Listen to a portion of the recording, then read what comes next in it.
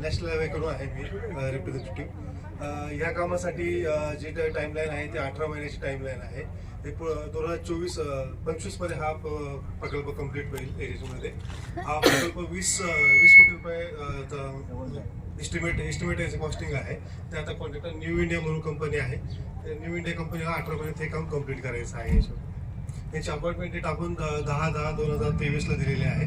त्या हिशोबाने आता डिझाईनचं वगैरे काम कंप्लीट झालेलं असून, जसं आता मागं साहेबांनी सांगितलं की त्याच्यामध्ये ऑप्शन आपण तिथे वर्कआउट करून जे दिलेले आहे त्याच्या हिशोबाने आता डिझाईनचं काम झालेलं आहे आणि आजपासून आता त्या कामाला सुरुवात होईल. हाईट आणि लेंथ किती असते? हाईट आणि लेंथ बॉक्सची जी साईज आहे जी ॲज इट इज आहे 5.5 मीटरचा हाईटचा बॉक्स असेल आणि 15 मीटरचा त्याचा विड्थ असेल. त्याच्यामध्ये दोन्ही साईडला सर्व्हिस रोड्स असतील त्याच्यामध्ये. परत त्याच्याबरोबर असे गटर आणि स्ट्रीट लाईटची प्रोव्हिजन वगैरे त्याच्यामध्ये असेल. सर्व्हिस काम सलग होणार आहे की काय मध्ये परत गॅप आहे? कारण काय झालंय, तुमच्या जे RTI टाकलं होतं त्याच्यामध्ये तुम्ही वर्क इन प्रोग्रेस लिहिलेले आहे ऑलरेडी, परंतु तसं दिसत नाही इथं.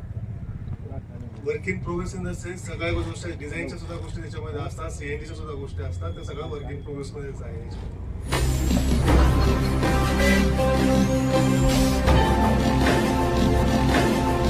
ताज्या घडामोडी आणि नवनवीन माहिती मिळवण्यासाठी समाज दर्पण या YouTube चॅनलला सबस्क्राईब करा आणि बेल आयकॉनवर क्लिक करा.